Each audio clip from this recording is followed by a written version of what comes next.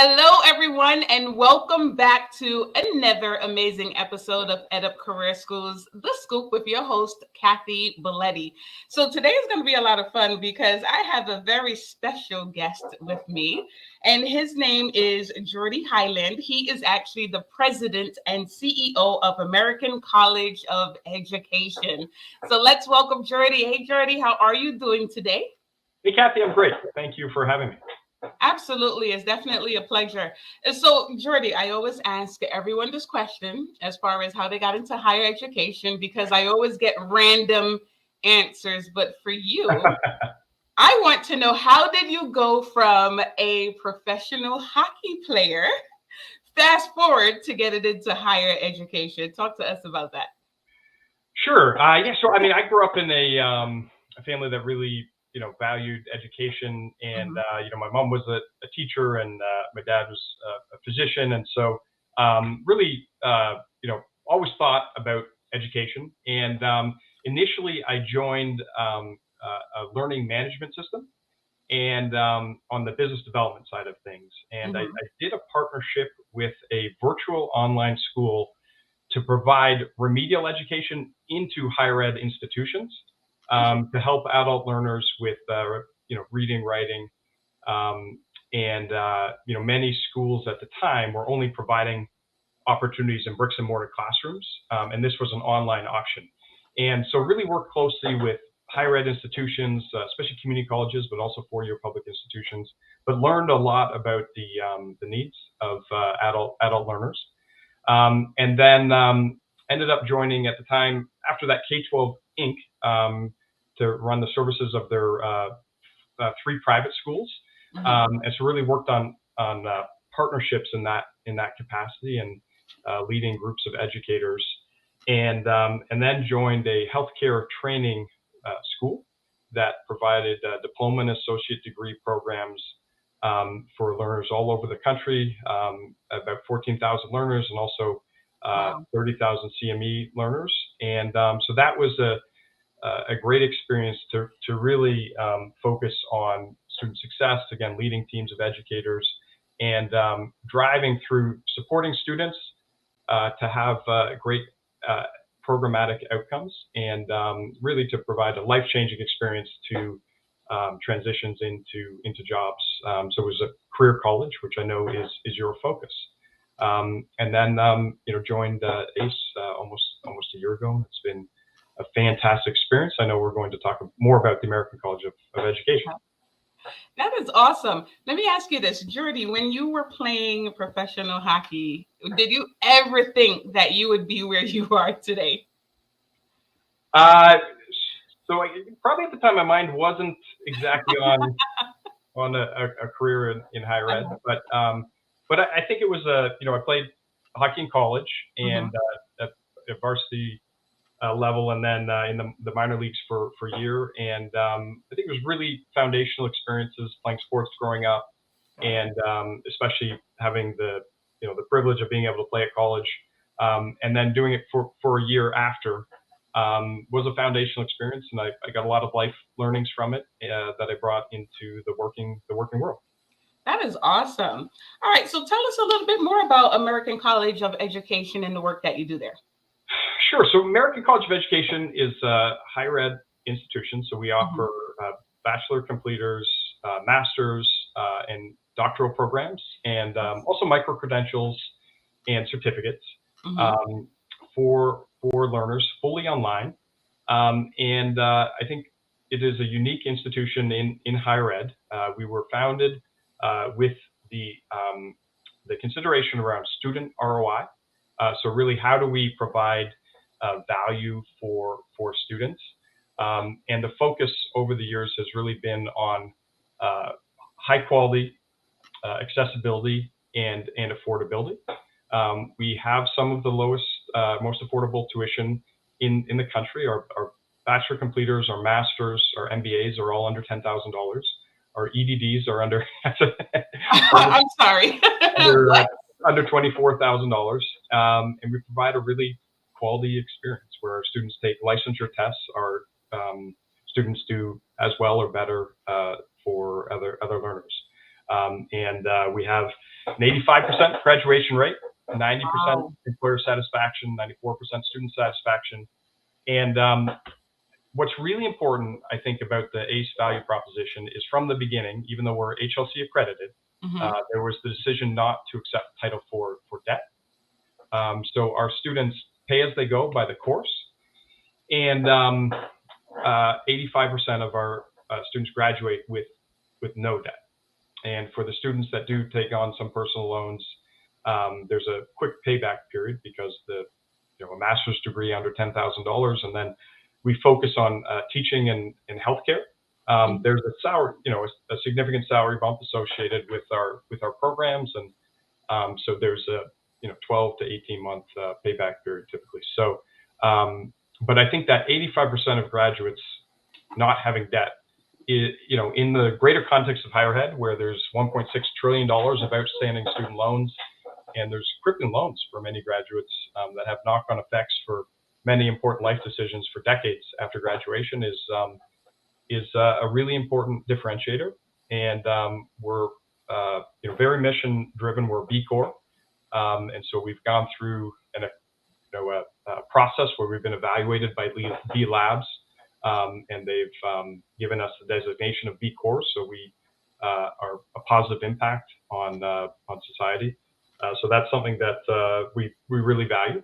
And we serve the education and healthcare markets where there are a lot of shortages at the moment. And so we really feel privileged to be able to try to help provide solutions to be able to get more teachers into the field, provide mechanisms of training and degrees for career pathways, and likewise many similar dynamics in healthcare with nurses. Another differentiator, which I think is a really important aspect of ACE as well, not only with the affordable tuition, but we haven't raised tuition since 2016. And we've actually been bringing net tuition down because we have a commitment to credit for prior learning. And so we assess the credit for prior learning of our incoming students, and as appropriate, we can provide credit into our degree programs. We also work with school districts and the professional development that teachers use to be able to assess that professional development and potentially provide career credit for prior learning for the professional development, and likewise with hospital systems. So our net tuition has actually been going down in a highly inflationary period where higher ed tuition has outpaced higher ed tuition inflation has outpaced regular inflation. We've provided about $4 million of credit for prior learning over the last few years. So we're really trying to raise awareness about the value proposition of American College of Education, because it is a affordable quality outcome or opportunity for a lot of learners. Oh my gosh. Okay, first off, Geordie, that was loaded. Okay, and it's because when you say this so nonchalant, and I know that some schools, as soon as you said that you do not accept, because you are qualified to offer it, but you don't accept the financial aid. I know a lot of schools are going, wait, first of all, how is he able to do that? Especially when it comes to bachelor's, master's, graduate programs under $10,000. I know a lot of people have their notebooks out and they're like, okay, tell us how. So how are you able to do that?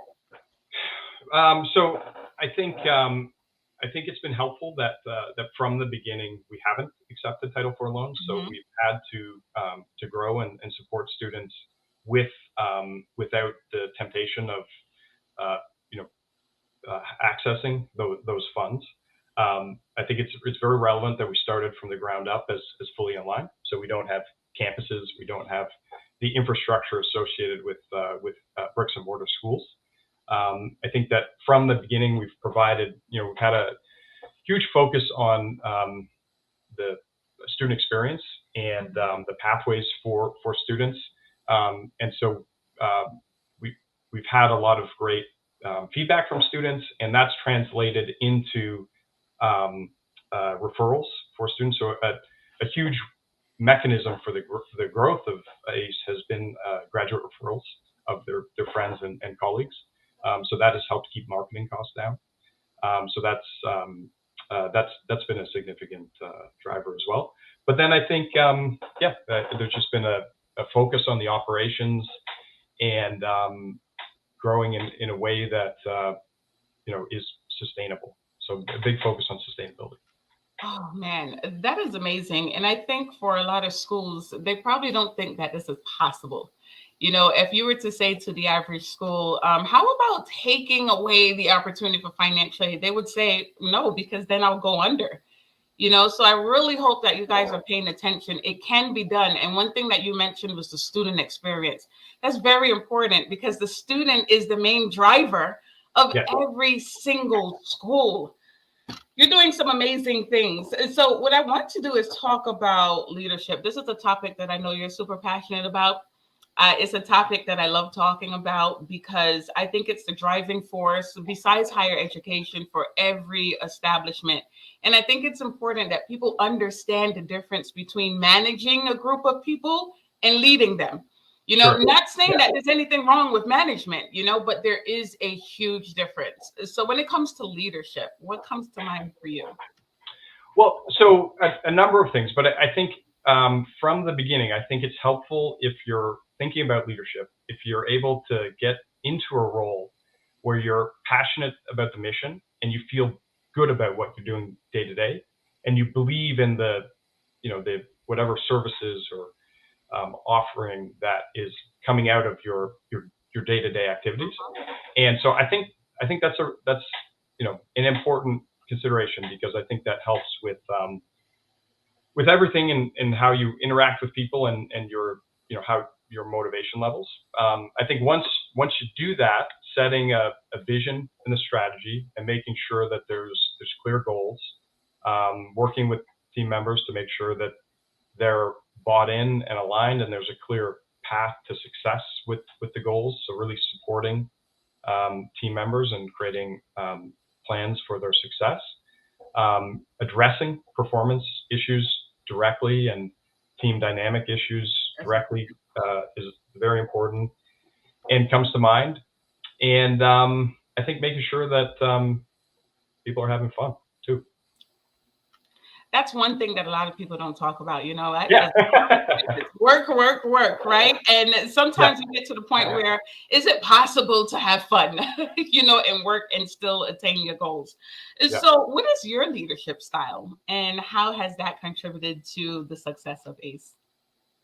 Yeah, so I would think of myself as a supportive leader that really thinks about the team dynamics and wants to get the right people onto the team and empower people on the team once they're in the right positions to be able to really contribute.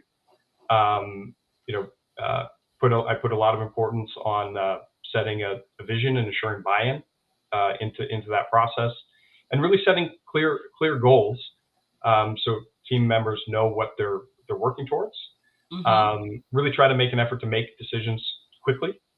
And as I mentioned earlier, addressing, performance issues or team dynamics issues directly. I think at ACE we're fortunate in the sense that there's a very strong mission, and there's a huge opportunity to raise awareness about what we're doing and to have more of an impact. And so that helps with our team and our motivation levels.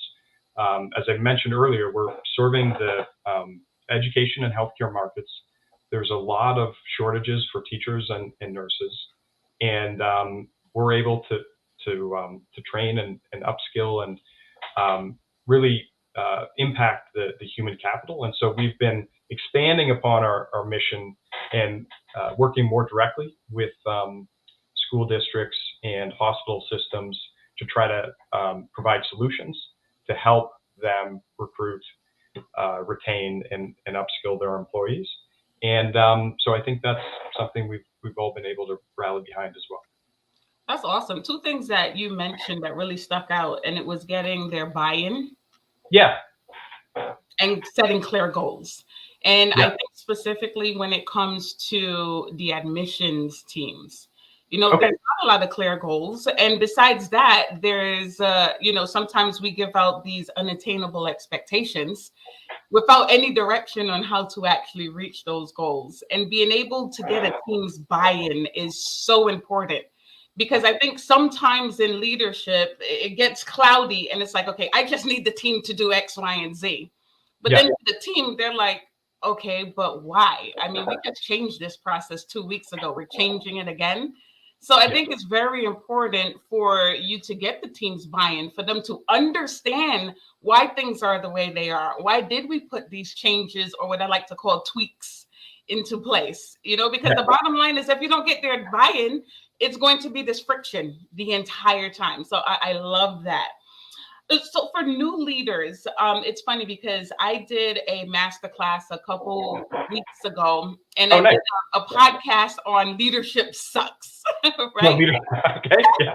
And the reason why I did that is because so many times we have people who are trying to get into leadership, and we're always painting the perfect picture of leadership, rainbows and unicorns.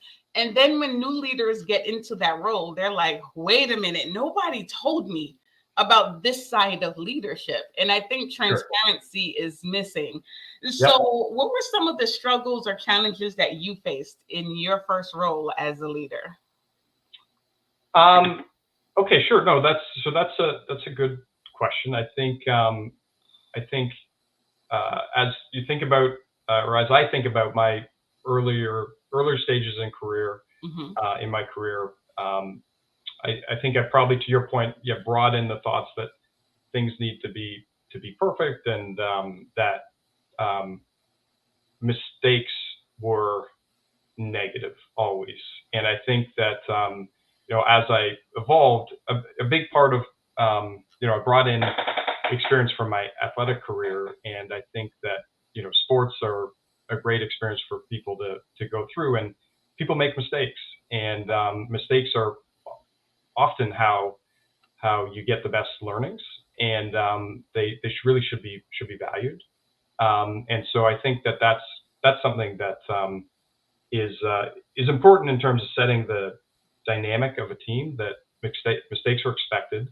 We can learn from mistakes, and it's not only is it not the end of the world, but it's something positive that if we're not making mistakes, we're not trying to push the envelope enough, or we're not trying to evolve.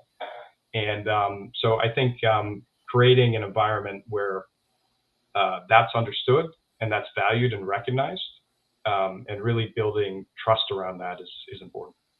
Absolutely. How do you think those experiences shaped you into the leader that you are today? Well, I think just like with anyone's career, I think I've tried to learn from all of my experiences along the way, both positive and negative. And I think that learning from challenges early on have enabled me to be more open-minded and more flexible. And I think that's been very helpful. That's awesome.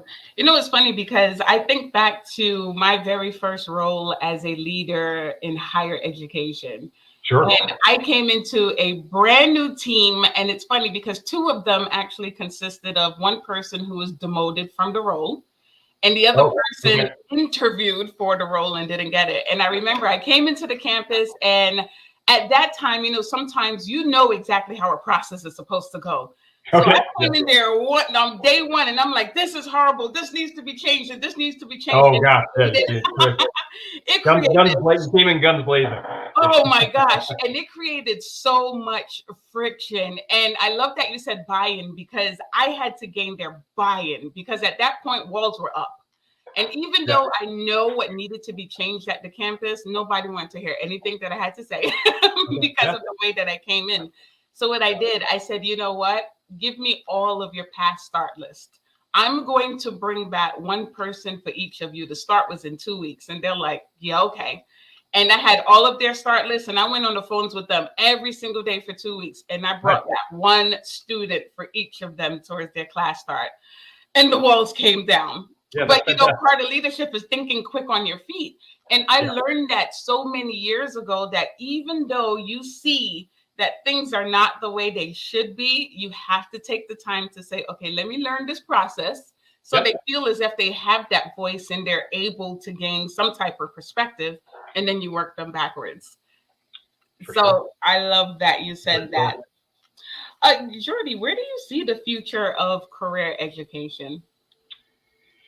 Yeah, I think that we're in a time of rapid technical change, and so the need for skill-based training and reskilling, upskilling is just becoming more and more important. And I think that I saw an article earlier this week actually about just increasing skepticism in the value of traditional higher ed is on the rise, and there's a lot of frustration with tuition levels and student debt, and those those issues are top of mind because they've been in the press a lot with some of the Biden administration plans and then the Supreme Court ruling. So I think that career education is becoming more and more top of mind for many folks, not just mid-career, but also for younger demographics. So I think there's going to be more of a shift to career education, first of all, and then I think there will be more and more online in terms of career education over time. During COVID, there was a lot of shift to online learning, as we all know. I would characterize some of it as emergency remote learning.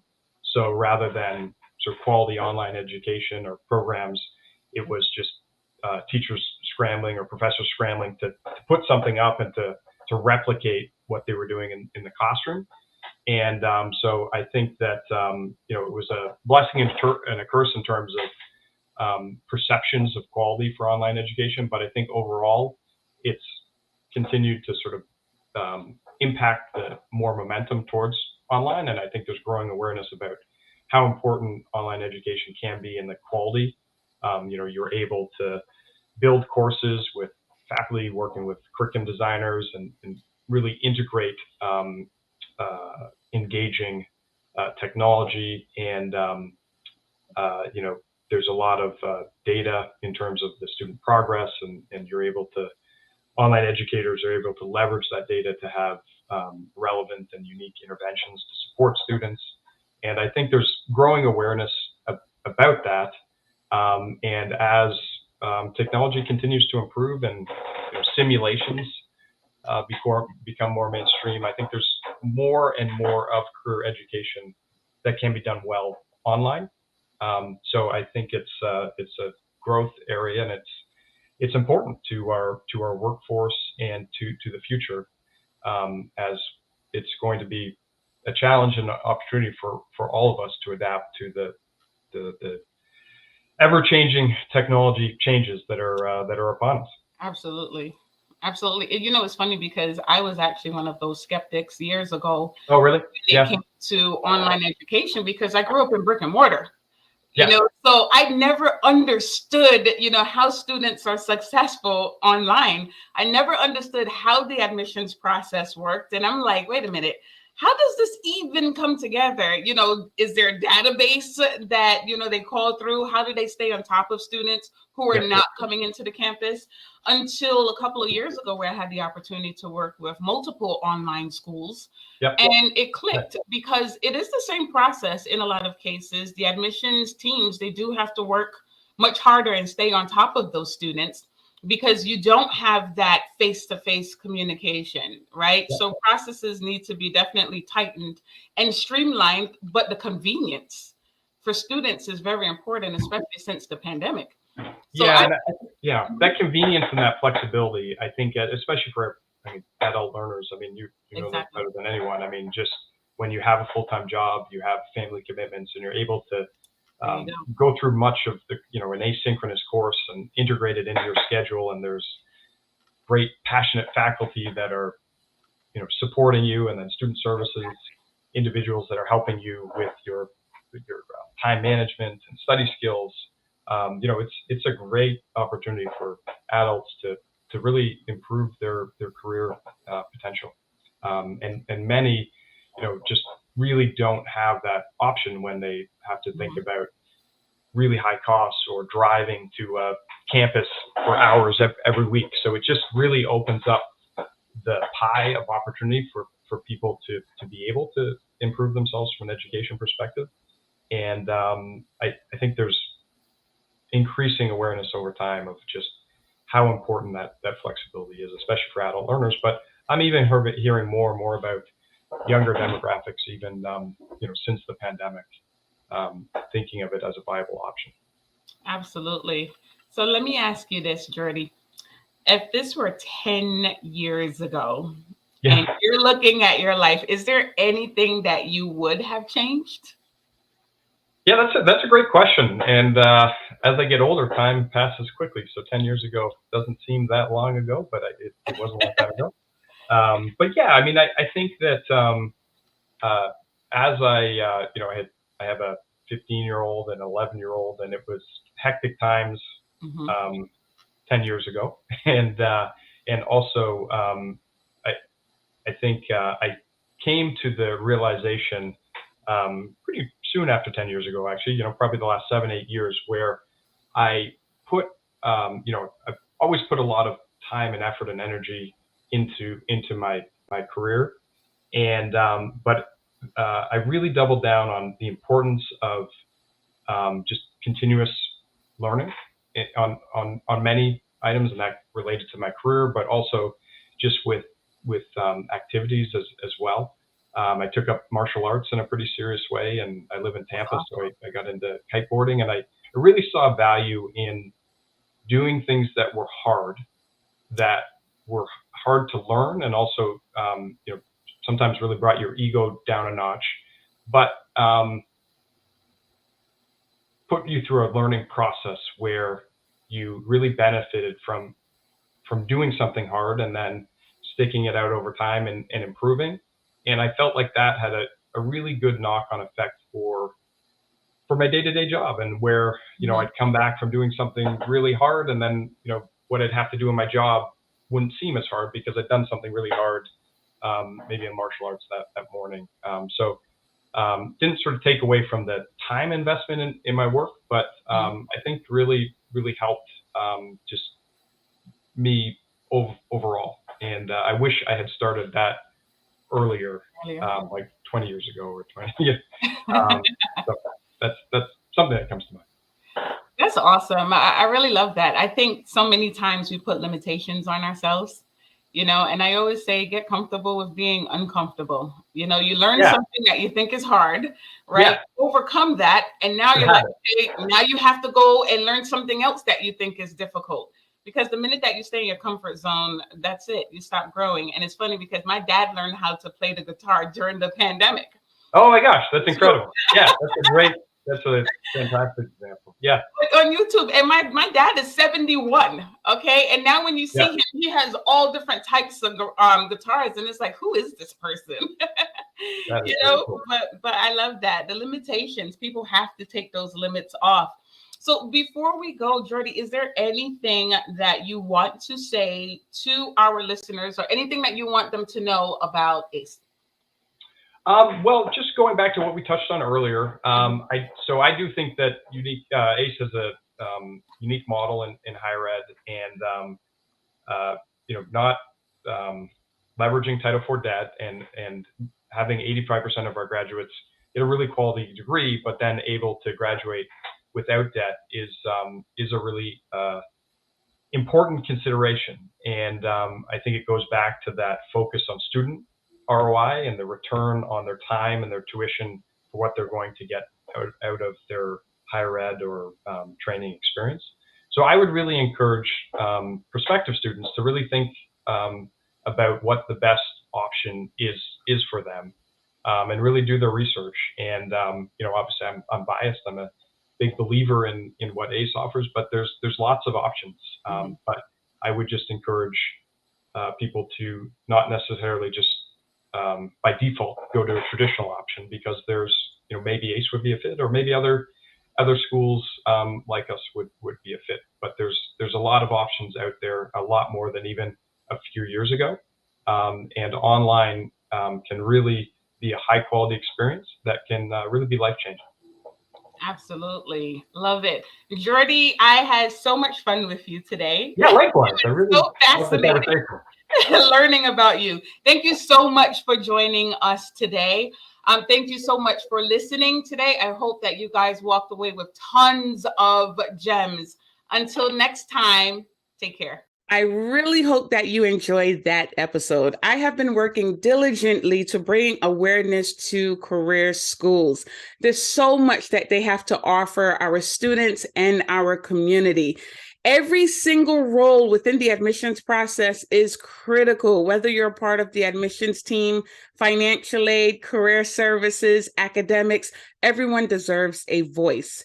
Admissions is the first point of contact for your school, so you want to ensure that you have a team who exudes confidence, passion, and a clear understanding of effective communication with our potential students.